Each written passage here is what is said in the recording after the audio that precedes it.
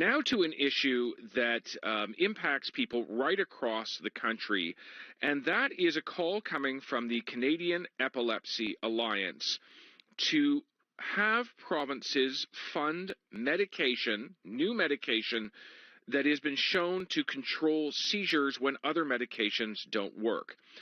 That drug is Xcopri. It was approved in Canada last June. Dr. Eduard Bercovici is a neurologist and epileptologist who is joining us now. He is the director of the Southern Ontario Epilepsy Clinic. Dr. Bercovici, good morning. Good morning. Thank you very much for having me on. Well, we're glad to have you. So Xcopri has been around in the U.S., approved by the FDA since 2019, approved this past summer in Canada. Why is it such a useful drug? Why does the Alliance want to see it in use? So, a bit of a background. As a neurologist and epileptologist, I see patients with epilepsy every day. And we know that 300,000 of Canadians are living with epilepsy. It's about 1 in 100. And about a third of them would have difficult to control seizures.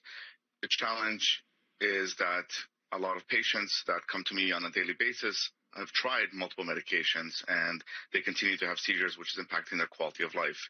And for those, we want to be able to have more tools available to try to give them a good seizure control and, if possible, seizure freedom so they can give them their better lifestyle. There are lots of anti-seizure drugs that are covered by various provincial drug plans. What does Xcopri do that others don't? So, yes, there are many others. We have a few newer ones, a few older ones, but the issue is that some of them have failed these medications, and we want to be able to provide something that's available that's potentially could work better if it does work better. We know that the data coming from the studies in the United States have shown that this drug does have good seizure control. And time will tell when we start using it if it does hold up the same way. What is life like for people who live with epilepsy where other drugs don't work and Xcopri might, but it isn't currently funded anywhere in the country? What does life look like? I guess we need to get that covered somehow, either through a compassionate program. But the hope is that we can find ways to get that available until we can get until this benefits program be able to cover it for a majority of our patients who are not able to work and do not have private insurance coverage. Yeah, what would it be if you aren't getting that? What if you don't have seizure control? What does your weekly life potentially look like? I don't want to speak for my patients, but I know that I empathize with a lot of the struggles they have, which is that they have difficulty predicting their daily basis. So we know that some patients have unpredictable seizures, which is what epilepsy is. They can be going on the TTC, they can be on way home, walking on the street. One patient uniquely told me that they were just back from vacation and on the tarmac had a seizure. And so it's a challenge because it's not something you can sort of predict that is going to happen to you that day. Xcopri was approved for use in Canada last June, and so here we are 7-ish months later. Is that a normal timeline to see a new drug get approved for use in the country, and yet it's not funded by provincial formulas 7 months later? Well, I don't think it's yet provincially available to be. It's not funded yet at this point. No, exactly. I think it's just the availability of the actual drug at this point. So I've only been able to start prescribing it recently.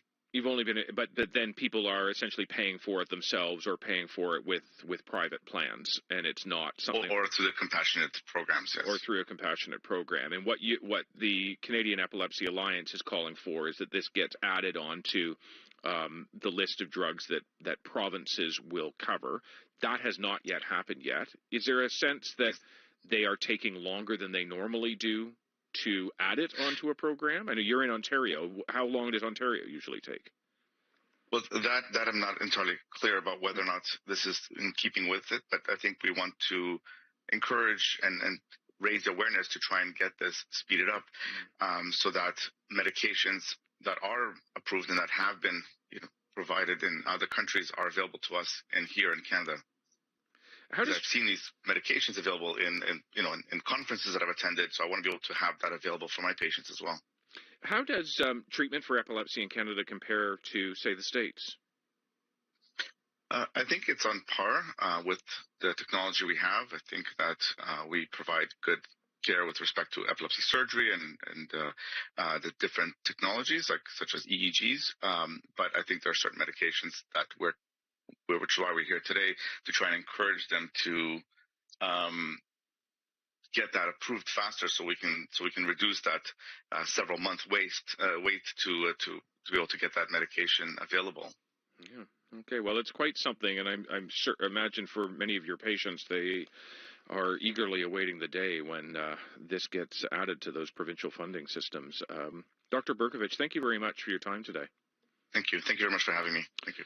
That is Dr. Eduard Bercovici, who is a neurologist and epileptologist. He is the director of the Southern Ontario Epilepsy Clinic, and he's been talking about the newly approved for use in Canada drug Xcopri, which he, along with the Canadian